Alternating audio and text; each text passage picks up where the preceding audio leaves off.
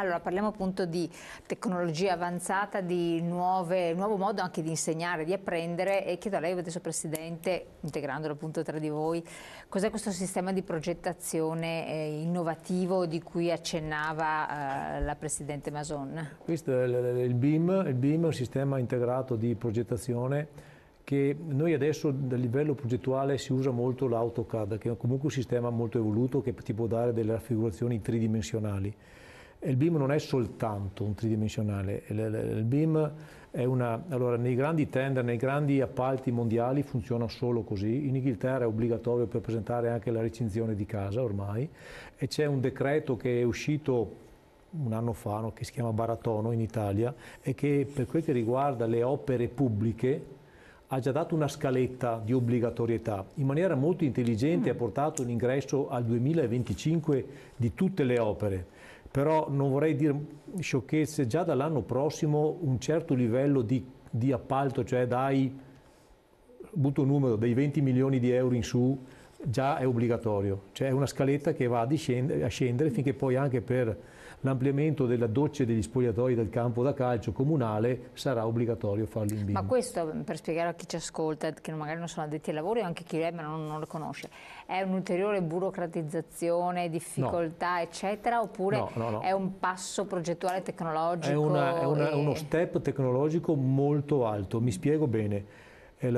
Tu progetti con questo programma praticamente, e allora il muro che io disegno non ha soltanto le dimensioni nel disegno, ha anche le caratteristiche del muro.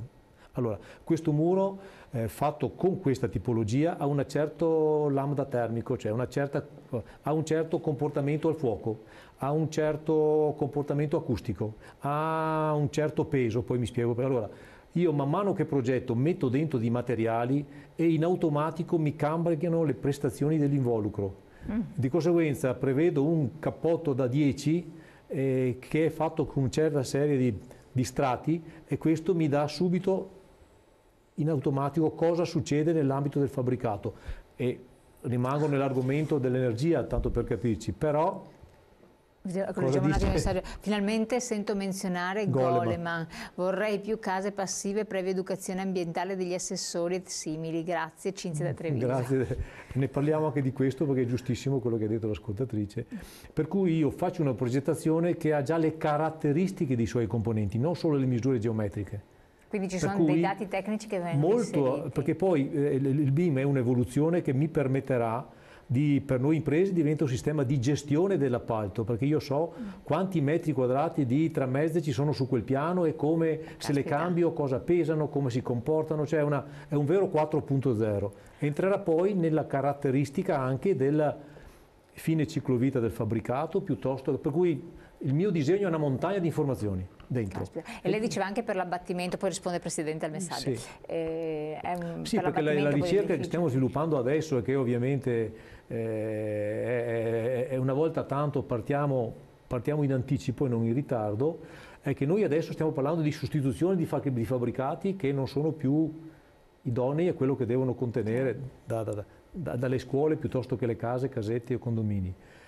Però quello che costruiamo adesso, cosa succederà tra 50, 70, 90 anni o 40, non ho idea, perché abbiamo delle situazioni di mercato dove i tassi di sostituzione è molto rapido, cioè se tu vai a Hong Kong ogni 15 anni, 10 anni comunque va tirato via e va rifatto.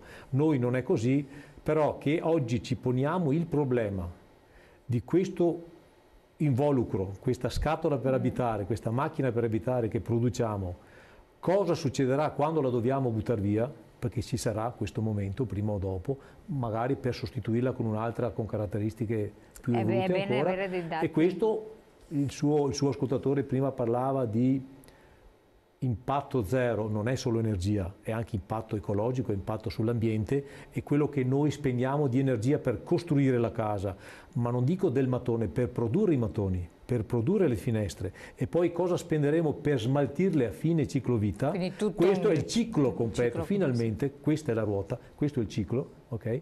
E dobbiamo affrontarlo ora, perché oggi abbiamo delle tecnologie che ci permettono di essere... Allora, capiamo una cosa per tutti, dal 1° gennaio 2021 saranno costruibili solo case a energia quasi zero, cioè quindi... è chiaro, è legge, è così, quindi non ci parliamo più, per cui siamo a metà 2018, cos'è, 2 anni e mezzo, come funziona, basta, è finito, non ne discutiamo più di questa cosa. Per cui io ritengo che, visto che parliamo di oggetti che hanno almeno 50 anni di vita, i 2 anni li abbiamo già chiusi. Ecco. Il fatto è che cosa succede dopo? Perché l'ambiente che abbiamo sfruttato in tante maniere, qua e là, sbagliando magari, adesso se siamo un po' più intelligenti di 50 anni fa o più attenti, vediamo cosa succede di quello che costruiamo adesso, che è molto, ma molto più complesso di quello che facevamo 50 anni fa. No, infatti. Perché la casetta di nonna Papera, un po' di fondamenta, mattoni e un tetto in legno.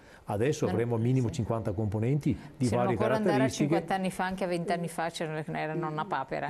Sì, anche poco. Esatto. Un attimo solo che voglio dare la parola alla Presidente, però leggiamo il messaggio che ci è arrivato prima, diceva che di un giovane di 22 anni che chiedeva delle opportunità lavorative, se il settore le offre. Buongiorno a voi tutti, ho 22 anni, volevo sapere se c'è un futuro in questo settore in Italia e poi qual è lo stipendio medio. Come operaio in cantiere, non ho paura di lavorare e le ore non mi spaventano, grazie. Allora, possiamo dire 22. Che noi in questo momento stiamo facendo questo orientamento presso le scuole perché abbiamo un sacco di imprese, ce le abbiamo, possiamo dirlo, che chiedono ragazzi e sono già tutti occupati. Non solo ragazzi ma anche persone che hanno magari 22 anni, sono qualche anno in più, quindi c'è possibilità.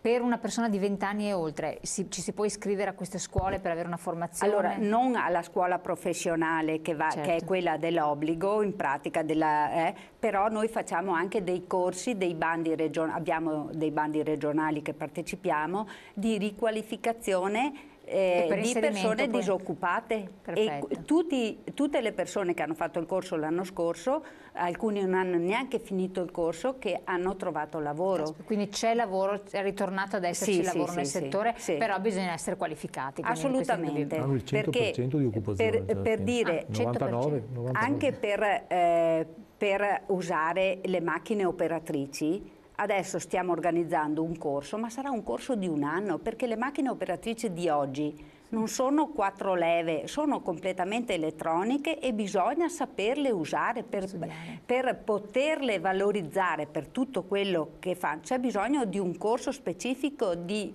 ore sopra la macchina. I ragazzi devono fare una parte di teoria e una grande parte di ore sopra la macchina. Devono andare in impresa che sanno già tutti i comportamenti. Ecco, io dico che stiamo lavorando proprio per questo, perché noi abbiamo imprese, soprattutto dell'Alta Padovana, che ci chiedono personale e non ne abbiamo. Quindi opportunità ci sono. Sì, Siamo arrivati al termine, il tempo vola, parleremo ancora a questo punto del settore perché ci sarà tanto da dire, quindi io vi ringrazio a entrambi, tanto il Presidente Cazzaro quanto il Presidente Masoni, di essere stati qui con noi. Voi continuate a scriverci perché così sollecitate anche i nostri ospiti per intervenire, per avere delle risposte. Grazie di averci seguito, grazie ancora a voi, buon lavoro che ce n'è e ci vediamo presto.